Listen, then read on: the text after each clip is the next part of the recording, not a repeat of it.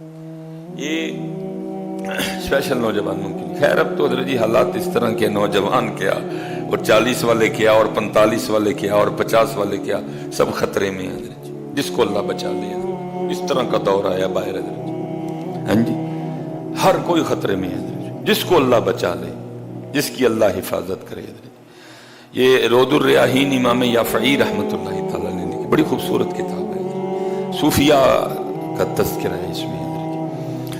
اس میں حضرت نے لکھا ہے کہ شہر بصرہ میں کوئی بزرگ تھے تو ان کے جسم سے نا کستوری کی مسک کی خوشبو آیا کرتی تھی حضرت جی۔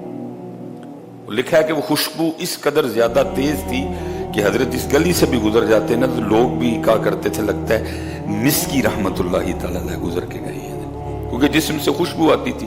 اس لیے اصل نام لوگوں کو بھول گیا، لوگوں کو یاد رہ گیا مسکی، لوگ ان کو مسکی کہا کرتے تھے کیونکہ آپ کے جسم سے مشک کی کستوری کی خوشبو آیا کرتی تھی۔ دیکھا جب حضرت نے مسجد میں داخل ہوتے لوگوں نے کہنا مسکی رحمت اللہ تعالیٰ علیہ آ گئے، اصل نام لوگوں کو بھول گیا، ان کا نام ہی پڑ گیا مسکی، مشک بار، جس سے مشک کی کستوری کی خوشبو آئی۔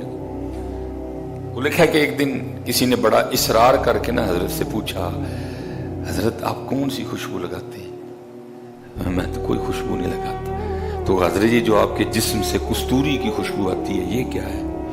آپ نے فرمایا میرا واقعہ بڑا عجیب ہے، حضرت سنائے ہمیں۔ فرمایا میں جب جوان ہوا نا تو میں صرف جوان نہیں ہوا، اللہ نے شرم و حیا کے زیور سے بھی مجھے آراستہ کر رکھا تھا۔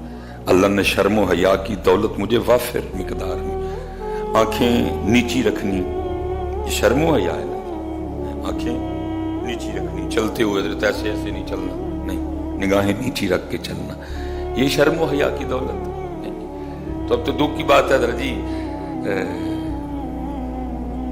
کبھی مردوں میں بھی ہوا کرتی، تب تو عورتوں میں بھی کوئی نہیں رہی ہے، اب تو وہ بھی اس طرح چلتی ہیں کہ خود اپنا آپ بچا کے چلنا پڑتا ہے۔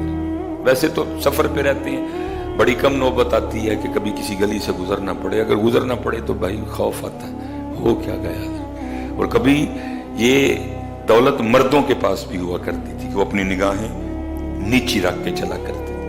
مسکی رحمت اللہ تعالیٰ کہتے ہیں والد صاحب بھی صالح تھے اور ان کا نیک ہونا مجھ پہ بھی اثر انداز ہوا۔ ظاہر ہے جی بے نماز کا بچہ بے نماز ہی ہوگا نا،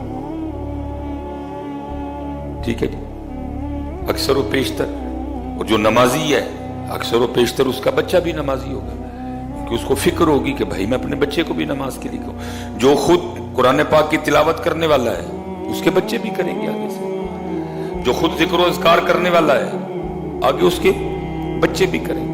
انہوں نے کہا والد صاحب صالح تھے، انہوں نے تربیت کی، انہوں نے جو ہے نا میری تعلیم و تربیت کا بڑا خیال رکھا، اور اللہ نے پھر مجھے شرم و حیا کی دولت سے نواز رکھا تھا۔ حضرت مسکی رحمت اللہ تعالیٰ فرماتے ہیں میں ایک دکان پہ نا کپڑے کی دکان پہ کام کرتا تھا، حسب معمول میں دکان پہ کام کر رہا تھا، ایک بڑی آئی اور اس نے آ کے نا کچھ کپڑے پسند کیے، اور پسند کر کے نا میری طرف اشارہ کر کے کہتی ہے کہ آپ اس طرح کریں کہ اس نوجوان کو میرے ساتھ بھیجیں، میری مالکن نے جو کپڑے اس میں سے رکھنے ہوں گے نا وہ رکھ لے گی، اور جو نہیں رکھنے ہوں گے وہ واپس بھیج دے گی، اور جو رکھے ہوں گے ساتھ ان کی قیمت بھی اس بچے کے ہاتھ بھیج دے گی۔ حضرت مسکی رحمت اللہ تعالیٰ فرماتے ہیں کہ جی میں نے وہ کپڑے اٹھائے، اس بڑھیا کے ساتھ چلا گیا، ایک بڑے سے گھر میں داخل ہوا، ایک کمرے میں مجھے بٹھا دیا گیا، ایک عورت آئی اور اس نے آگے سب سے پہلا کام یہ کیا کہ میرے کمرے کو نا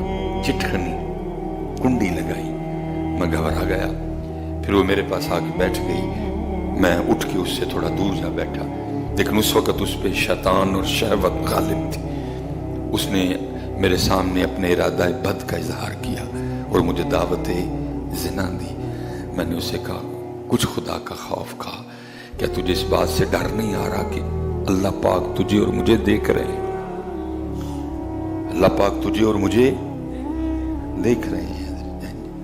لیکن اس وقت اس پہ شیطان سوار تھا، شہوت کا غلبہ تھا، نہ خدا، نہ خدا کا رسول، نہ قبر، نہ حشر، نہ سوال، نہ جواب، نہ رب کے حضور پیش ہونا، اسے کچھ اس وقت یاد نہیں تھا، بس وہ یہی ارادہ رکھتی تھی کہ میں اس سے اپنی نیت بد، اپنا ارادہ بد پورا کر لوں۔ मिस्की रहमतुल्लाहि तआला अलैह फरमाते हैं, मैंने अपने अल्लाह को पुकारा और उस वक़्त मेरे दिल में एक बात डाली गई। मैंने उससे कहा, चल अगर तू नहीं बाज आती तो मुझे पेशाब की हाजत है, मैं ज़रा बैतुल खला हो। उसने कहा, हज़रत मिस्की फरमाते हैं कि जब मैं बैतुल खला में गया ना तो वहाँ ज़ाहिर गंदगी इंसानी गलाजत पड़ी हुई थी। फरमाते मैंने बड़ा हौसला करके ना वो गलाजत उठाई और उसको अपने चेहरे और अपने जिस्म पे ना मल लिया। हाय हाय हाय, आज इतना बुरा हाल है हजरत, हम मौके ढूंढते फिरते हैं कि कोई गुनाह का मौका मिले, लेकिन कैसा सोना दौर था कि गुनाह से बचने के लिए उन्होंने अपने मुंह और सारे जिस्म पे इंसानी पखाना, इंसानी गलाजत मल ली। अब फरमाते जब मैं बाहर आया ना तो मुझे इस हाल में देख के पागल पागल का शोर मचा और वो कुंडी खोल के ना भाग गई। मैं भी बाहर निकला, एक बाग में पनाह ली, वहां मैंने अपना सारा कुछ जो है ना उसको धोया, अपने रब का शुक्र अदा किया, या अल्लाह तूने बचा दिया। हजरत मिस्की फरमाते हैं जब मैं रात को सोया ना तो ख्वाब में क्या देखता हूं कि कोई मेरे चेहरे और मेरे जिस्म पे अपना हाथ फेर रहा है।